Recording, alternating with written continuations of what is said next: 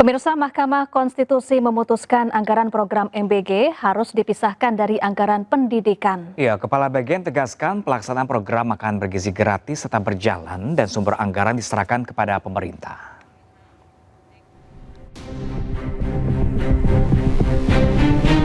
Mahkamah Konstitusi tegaskan makan bergizi gratis bukan bagian dari komponen utama biaya operasional penyelenggaraan pendidikan. Pemerintah mengalokasikan anggaran pendidikan Rp769,1 triliun atau sekitar 20% APBN di 2025, dan dari jumlah tersebut Rp223,6 triliun dialokasikan untuk program MBG bagi peserta didik. Menteri Sekretaris Negara Prasetyo Hadi mengatakan pihak Istana Kepresidenan akan mempelajari lebih dulu putusan MK terkait pemisahan anggaran program MBG dari anggaran pendidikan dalam APBN.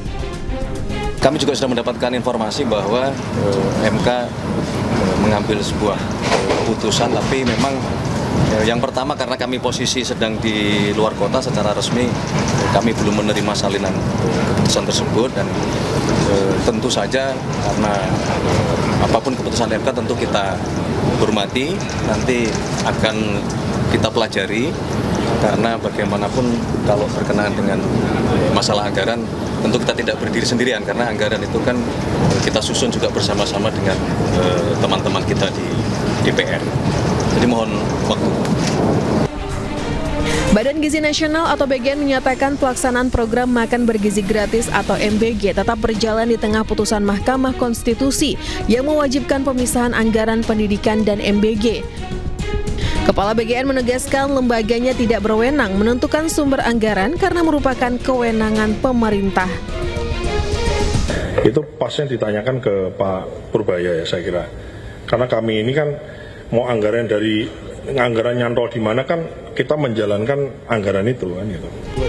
2026. Sebelumnya Mahkamah Konstitusi memutuskan mengabulkan sebagian gugatan uji materi program makan bergizi gratis yang diajukan Yayasan Taman Belajar Nusantara bersama 6 pemohon lainnya. Dalam putusannya, MK memerintahkan anggaran program makan bergizi gratis harus dipisahkan dari anggaran pendidikan paling lambat di APBN 2028. Dari Jakarta, Tim Liputan iNews melaporkan. Kita ke informasi lain, pemirsa. Hari ini sidang pra-peradilan Roy Suryo Jilid 3 kembali digelar di Pengadilan Negeri Jakarta Selatan. Sidang pra-peradilan kasus ijazah Jokowi digelar di Pengadilan Negeri Jakarta Selatan. Sidang mengagendakan mendengarkan keterangan saksi dari pihak termohon.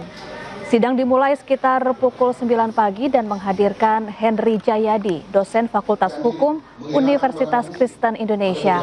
Roy Suryo sendiri hadir dalam sidang hari ini.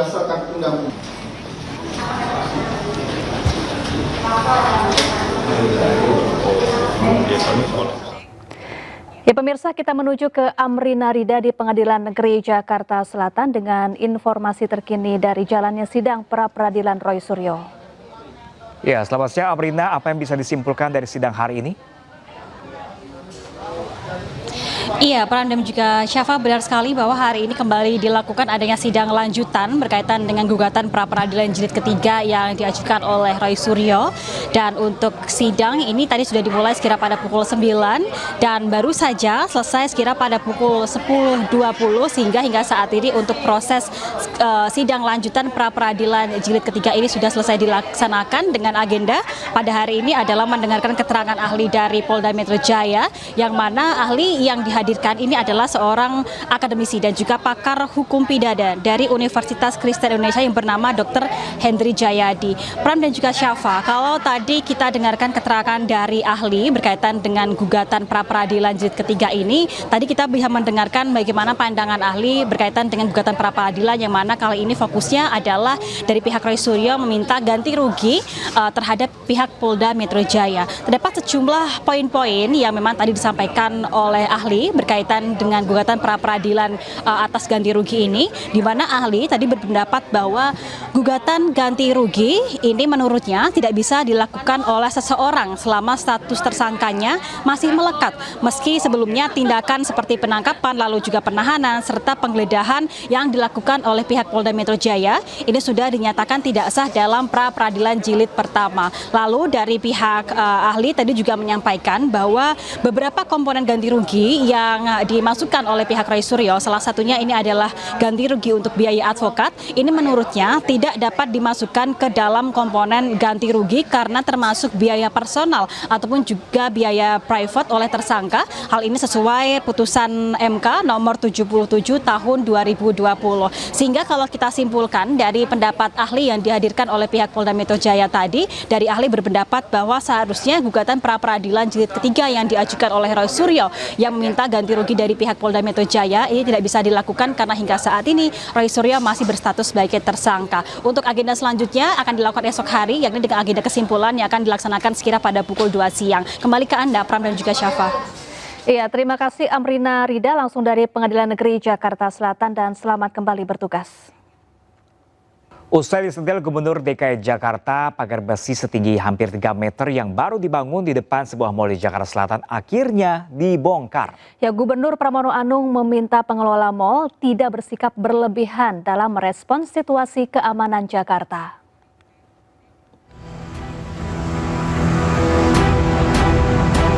Ramai memicu spekulasi soal situasi keamanan Jakarta. Pagar besi yang sebelumnya membentang di area depan sebuah mal di kawasan Kasablanka, Jakarta Selatan, akhirnya dibongkar. Area depan pusat perbelanjaan kembali terbuka dan akses keluar masuk pengunjung terlihat normal. Sebelumnya, pemasangan pagar besi setinggi hampir 3 meter dan sepanjang 100 meter ini memicu tanda tanya. Publik berspekulasi pembangunan pagar besi untuk mengantisipasi situasi keamanan dan maraknya aksi massa di Jakarta. Tidak ingin spekulasi berkembang menjadi kecemasan, Gubernur DKI Jakarta Pramono Anung meminta pengelola mal membongkar pagar besi. Pramono meminta pengelola tidak bersikap berlebihan dalam merespons situasi keamanan kota. Mungkin bagian dari kekhawatiran, tetapi nanti pada saatnya pasti saya akan minta untuk pagar-pagar itu dilepas kembali. Karena kekhawatiran yang berlebihan juga tidak baik. Dan saya sebagai Gubernur Jakarta koordinasi dengan TNI, Polri. Sementara itu, setelah pagar besi ramai jadi sorotan publik, pihak Mall Pakuan Group membantah pemasangan pagar untuk menghalau aksi massa, namun semata memberikan keamanan dan kenyamanan bagi pengunjung. Tim Liputan iNews melaporkan.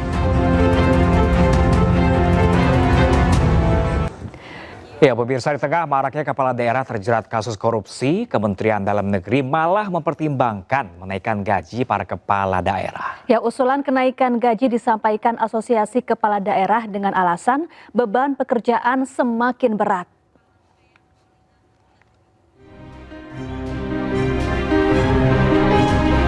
Banyak kepala daerah terjerat kasus korupsi, namun Kementerian Dalam Negeri malah mempertimbangkan menaikkan gaji para kepala daerah.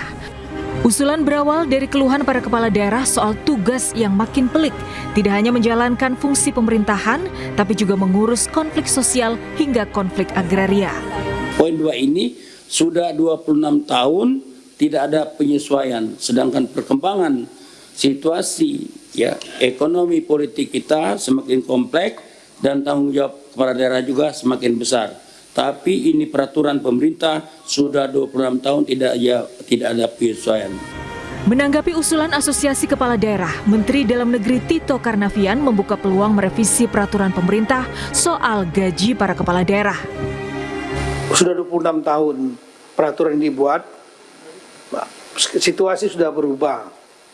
Situasi sudah berubah, kenaikan harga juga barang-barang sudah berubah, kurs juga sudah berubah. Kalau mungkin mau dilakukan penyesuaian, disesuaikan keadaan saat ini, itu bisa saja dilakukan penyesuaian. Meski membuka peluang untuk menaikkan gaji kepala daerah, namun menurut Tito, besaran dana operasional nantinya akan disesuaikan dengan prestasi dan capaian kinerja para kepala daerah. Mahalnya ongkos politik diduga menjadi penyebab maraknya kasus korupsi yang menjerat kepala daerah. Sepanjang tahun ini saja, 12 kepala daerah terjerat OTT KPK. 5 diantaranya merupakan kepala daerah di Jawa Tengah. Gubernur Jateng Ahmad Lutfi mengaku lelah atas banyaknya kepala daerah terjerat kasus korupsi. Lutfi pun menegaskan tidak ada lagi titip-menitip proyek.